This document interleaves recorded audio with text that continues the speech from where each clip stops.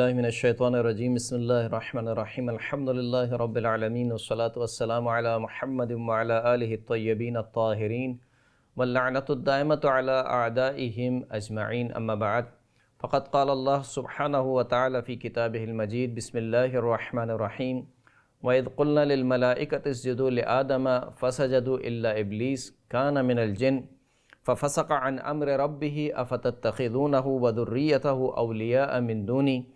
وَهُمْ لَكُمْ عَدُوٌّ بِئْسَ لِلظَّالِمِينَ بَدَلًا۔ محترم سامعین کرام، حضرت آدم علیہ السلام کا قصہ جو قرآن مجید میں جس ترتیب سے بیان ہوا اسی ترتیب سے ہم آپ کی خدمت میں حضرت آدم علیہ السلام کا قصہ بیان کر رہے تھے۔ گزشتہ گفتگو میں حضرت آدم علیہ السلام کو جو سجدے کا حکم ہوا اور جو اس سجدے کی کیفیت تھی وہ آپ کی خدمت میں بیان کیا گیا۔ آج کی گفتگو میں ابلیس کے بارے میں ہم کچھ تفصیلات جانیں گے۔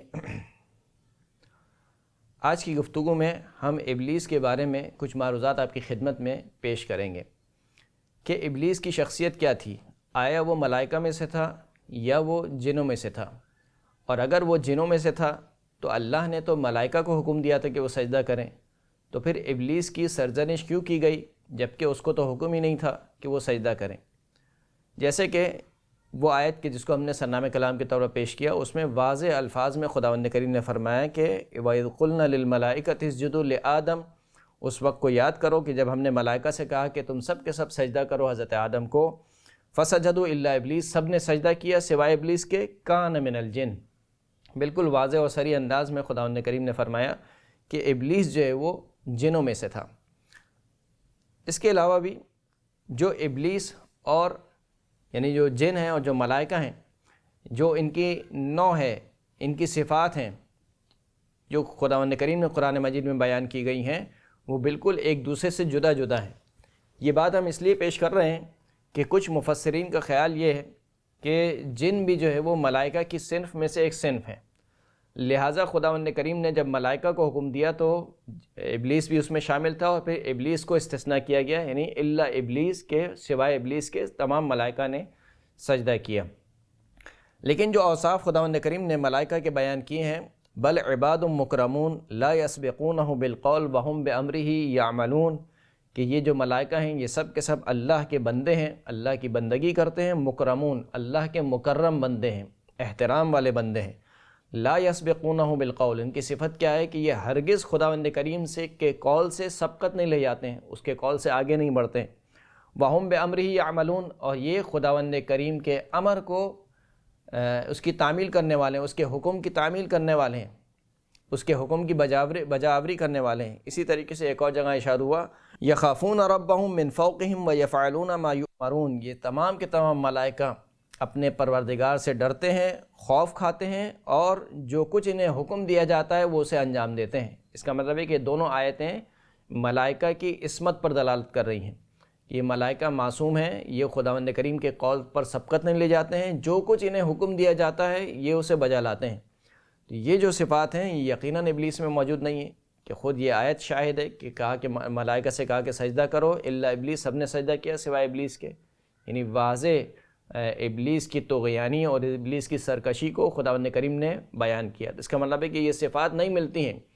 ملائکہ کی جو صفات ہیں وہ جنوں کی صفات میں جنوں میں نہیں ملتی ہیں۔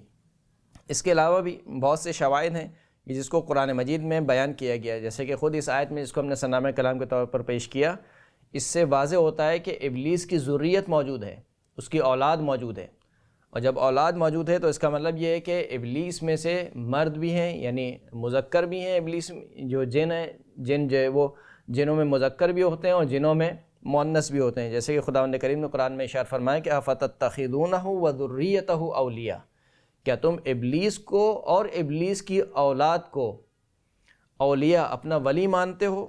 اللہ کو چھوڑ کر، یعنی اللہ کو چھوڑ کر ابلیس کو اور اس کی ذریت کو، اس کی اولاد کو۔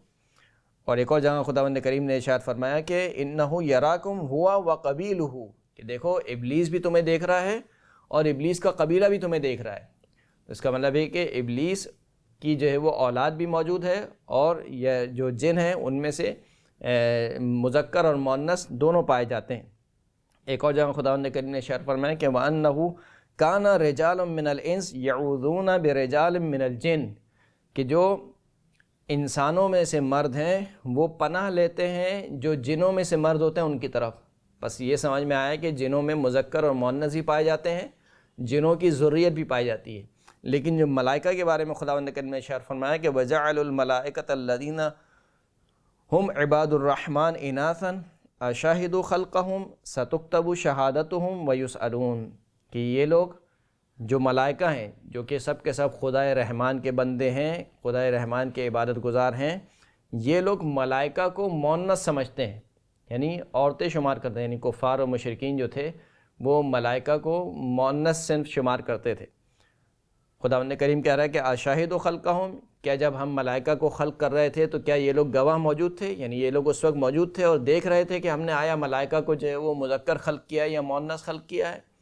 ستکتب شہادتہم، پس ان کی شہادت لکھی جائے گی اور ان سے سوال کیا جائے گا۔ اس کا مطلب یہ کہ ملائکہ میں مذکر اور مؤنث نہیں پائے جاتے، جبکہ جن میں مذکر اور مؤنث بھی پائے جاتے ہیں، جن کا قبیلہ بھی پایا جاتا ہے، جن کی ذریت بھی پائی جاتی ہے۔ اس سے سمجھ میں آتا ہے کہ ملائکہ اور جن دو الگ الگ نوع ہیں،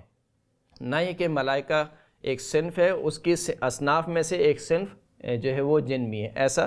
نہیں ہے۔ اب سوال یہ پیدا ہوتا ہے کہ جب ابلیس جنوں میں سے تھا تو خدا نے تو ملائکہ سے کہا تھا وَإِذْ قُلْنَا لِلْمَلَائِكَةِ، جب ہم نے ملائکہ سے کہا کہ اسجدوا لآدم، آدم کو سجدہ کرو، تو حکم تو ملائکہ کو ہوا تھا، ابلیس جنوں میں سے تھا، تو پھر کیوں کر ابلیس کی سرزنش کی گئی اور کیوں کر ابلیس کو استثناء کیا گیا کہ الا ابلیس، سب نے سجدہ کیا سوائے ابلیس کے؟ تو ایک اور آیت میں خداوند کریم نے فرمایا کہ ما منعک الا تسجد اذ امرتک، اے ابلیس تجھے کیا ہوا ہے کہ تو نے سجدہ کرنے سے منع کر دیا جبکہ میں نے تجھے حکم دیا تھا۔ اس آیت سے سمجھ میں آتا ہے کہ ملائکہ کے ساتھ ساتھ ابلیس بھی مامور تھا، یعنی ابلیس کو بھی حکم دیا تھا۔ اب چاہے ابلیس کو الگ سے حکم دیا ہو یا وہی حکم جو ملائکہ کو حکم دیا تھا، وہ اس میں ابلیس بھی شامل تھا۔ وہ کیسے شامل تھا؟ وہ اس وجہ سے شامل تھا کہ ابلیس نے اللہ کی اس قدر عبادت کی کہ وہ فرشتوں میں اس کا شمار ہونے لگا، اور خداوند کریم نے اس کو فرشتوں کے درمیان جگہ عطا کی، وہ فرشتوں کے ساتھ عبادت کیا کرتا تھا، اور فرشتے بھی یہ سمجھتے تھے کہ یہ ہم میں سے کوئی ایک ہے، ملائکہ سمجھتے تھے کہ یہ ہم میں سے ایک ملک ہے۔ جیسے کہ اسی بات کی طرف ایک روایت اشارہ کرتی ہے، جو روایت جمیل بن دراج سے ہے۔ جمیل بن دراج کہتے ہیں کہ میں نے امام جعفر صادق علیہ الصلوۃ والسلام سے سوال کیا، سألتہ عن ابلیس اکان من الملائکہ او کان یلی شیئا من امر السماء، کہ آیا ابلیس ملائکہ میں سے تھا یا اسے آسمان سے کوئی چیز حاصل تھی، کوئی عہدہ حاصل تھا اس کو؟ قال لم یکن من الملائکہ ولم یکن یلی شیئا من امر السماء، امام نے فرمایا نہ تو یہ ملائکہ میں سے تھا اور نہ ہی آسمان میں سے کوئی چیز اس کو حاصل تھی۔ وَكَانَ مِنَ الْجِنِّ، بلکہ ابلیس کس میں سے تھا؟ جنوں میں سے تھا۔ وَكَانَ مَعَ الْمَلَائِكَةِ، لیکن جنوں کے ساتھ ہونے کے ساتھ ساتھ، یعنی جن ہونے کے باوجود اس کو خداوند کریم نے ملائکہ کے درمیان جگہ عطا کی تھی۔ کیونکہ یہ ملائکہ کے ساتھ موجود تھا، لہذا جو حکم خداوند کریم نے دیا وہ اس کو بھی شامل تھا کہ تم سب کے سب سجدہ کرو۔ وَكَانَتِ الْمَلَائِكَةُ تَرَىٰ أَنَّهُم مِّنْهُم، جبکہ ملائکہ بھی یہ سمجھتے تھے کہ ابلیس انہی میں سے ایک ہے۔ کان اللہ سبحانہ یعلم انہ لیس منہا، جبکہ خداوند کریم جانتا تھا کہ ابلیس فرشتوں میں سے نہیں ہے۔ فلما امر بالسجود لآدم، جب خداوند کریم نے حضرت آدم کو سجدہ کرنے کا حکم دیا تو کان منہ الذی کان، تو یہ ابلیس اسی میں سے تھا کہ جس میں سے تھا، یعنی اس وقت بھی یہ جنوں میں سے تھا۔ تو بس اس کو جو استثناء کیا گیا وہ کس وجہ سے کیا گیا؟ کیونکہ عبادت کرنے کی وجہ سے یہ ملائکہ کے ساتھ رہنے لگا، ملائکہ کے درمیان خداوند کریم نے اس کو جگہ عطا کی، لہٰذا اس کو بھی حکم ہوا کہ یہ بھی حضرت آدم کو سجدہ کرے، لیکن اس نے سجدہ کرنے سے انکار کر دیا۔ اب سجدہ کرنے سے انکار کی وجہ کیا بنی، اس کو بھی خداوند کریم نے بیان فرمایا کہ فسجد الملائکۃ کلہم اجمعون، سب کے سب ملائکہ نے سجدہ کیا، الا ابلیس، سوائے ابلیس کے، استکبر وکان من الکافرین، ابلیس نے تکبر کیا اور ابلیس تھا ہی کافرین میں سے۔ اسی طریقے سے ایک اور آیت میں خداوند کریم نے ارشاد فرمایا کہ وَإِذْ قُلْنَا لِلْمَلَائِكَةِ اسْجُدُوا لِآدَمَ فَسَجَدُوا إِلَّا إِبْلِيسَ أَبَىٰ وَاسْتَكْبَرَ وَكَانَ مِنَ الْكَافِرِينَ، جب ہم نے ملائکہ سے کہا کہ تم سب کے سب سجدہ کرو حضرت آدم کو، سب نے سجدہ کیا سوائے ابلیس کے۔ ابلیس نے دو کام کیے، نہ صرف یہ کہ سجدہ نہیں کیا، ابا یعنی اس نے روگردانی کی، یعنی طغیان کیا، یعنی خداوند کریم کے آگے کھڑا ہو گیا، خداوند کریم کے حکم کے آگے کھڑا ہو گیا۔ ایک مرتبہ انسان مخالفت کرتا ہے، کہ مثال کے طور پر نفس غالب آ جاتا ہے، شہوت غالب آ جاتی ہے، یا مثال کے طور پر انسان پر سستی طاری ہوتی ہے، انسان کا دل نہیں کر رہا ہوتا ہے، لہٰذا انسان گناہ کرتا ہے، خداوند کریم کے حکم کی مخالفت کرتا ہے۔ لیکن جب بات اس سے آگے بڑھ جائے، یعنی انسان خدا کے حکم کے آگے سر اٹھانے لگے، اسے ہم سرکشی کہتے ہیں، ابلیس نے سرکشی کی، ابا، اس نے انکار کیا، واستکبرا، اور انکار کیوں کیا؟ واستکبرا، اس نے تکبر کیا۔ اسی طریقے سے ایک اور جگہ بھی خداوند کریم نے ارشاد فرمایا کہ یا ابلیس، قال یا ابلیس ما منعک ان تسجد لما خلقت بیدی، اے ابلیس تجھے کیا ہوا ہے کہ تو نے منع کیا سجدہ کرنے سے اس ہستی کو کہ جس کو میں نے اپنے ہاتھوں سے خلق کیا، یعنی میں نے اپنی قدرت سے خلق کیا۔ استکبرت ام کنت من العالین، کیا تو نے تکبر کیا یا تو عالی لوگوں میں سے تھا؟ یعنی اس کا مطلب یہ ہے کہ حضرت آدم سے بھی برتر بلند مرتبہ شخصیات کچھ موجود تھیں، لہٰذا خداوند کریم نے دو آپشن رکھے، کہا تیرے جو سجدہ نہ کرنے کی وجہ ہے وہ دو وجہ ہو سکتی ہیں، دو میں سے ایک وجہ ہو سکتی ہے کہ یا تو نے تکبر کیا یا تو عالی لوگوں میں سے تھا، یعنی تو اپنے آپ کو ان افراد میں شمار کر رہا ہے کہ جن کا مرتبہ حضرت آدم سے بھی بالا اور بلندتر ہے، کہ جن کو حکم نہیں ہے کہ وہ حضرت آدم کو سجدہ کریں۔ تو اس کا مطلب ہے کہ اگر تو عالی میں سے نہیں ہے تو بس دوسرا والا آپشن کیا ہے کہ تو نے استکبار کیا، تو نے تکبر کیا۔ اب یہ تکبر کس وجہ سے تھا؟ اسی آیت میں خداوند کریم نے بیان فرمایا کہ ابلیس نے کہا قال انا خیر منہ، تکبر کیا تھا؟ ابلیس نے کہا کہ میں آدم سے بہتر ہوں۔ کیوں آدم سے بہتر ہوں؟ خلقتنی من نار وخلقتہ من طین، تو نے مجھے آگ سے خلق کیا اور آدم کو چکنی مٹی سے خلق کیا۔ اور ابلیس اپنے ذام میں یہ سمجھ رہا تھا کہ آگ مٹی سے بہتر ہوتی ہے، یعنی یہ پہلی وہ ہستی کہ جس نے قیاس کیا، کہ جیسے کہ چھٹے امام سے روایت موجود ہے کہ اول من قاس ابلیس، پہلی وہ ہستی کہ جس نے قیاس کیا اور وہ بھی غلط قیاس کیا وہ ابلیس تھا۔ کہ ابلیس نے قیاس یہ کیا کہ میں آگ سے خلق ہوا ہوں، آدم مٹی سے خلق ہوئے ہیں، آگ مٹی سے افضل ہوتی ہے لہٰذا میں سجدہ نہیں کروں گا، یہ قیاس تھا۔ جبکہ امام فرماتے ہیں کہ قیاس بھی اس نے غلط کیا، نہیں وہ جو یہ سمجھ رہا ہے کہ آگ مٹی سے افضل ہے، ایسا ہرگز نہیں ہے، بلکہ مٹی آگ سے افضل ہے۔ تو بہرحال ابلیس نے کہا کہ میں آدم سے برتر ہوں۔ کیوں آدم سے برتر ہوں؟ کیونکہ تو نے مجھے خلق کیا آگ سے، آدم کو خلق کیا مٹی سے، لہٰذا میں آدم کو سجدہ نہیں کروں گا۔ تو اگرچہ کہ دیکھا جائے کہ یہ استکبار اور یہ تکبر جو ہے وہ حضرت آدم کے مقابل میں تھا، یہاں تک کہ ہمیں ایک روایت بھی ملتی ہے، بڑی عجیب و غریب روایت ہے، حشام بن سالم سے یہ روایت ہے کہ وہ امام جعفر صادق علیہ السلام سے روایت کرتے ہیں کہ امر ابلیس بالسجود لآدم، ابلیس کو حکم دیا گیا کہ وہ آدم کو سجدہ کریں۔ قال، تو ابلیس نے کہا ربی وعزتک ان اعفیتنی من السجود لآدم لأعبدنک عبادتا ما عبدک احد قط مثلها، اے میرے پروردگار، ابلیس نے کہا کہ اے میرے پروردگار، تیری عزت کی قسم، اگر تو مجھے آدم کو سجدہ کرنے سے معافی دے دے تو میں تیری ایسی عبادت کروں گا کہ کسی نے تیری ایسی عبادت نہیں کی ہوگی۔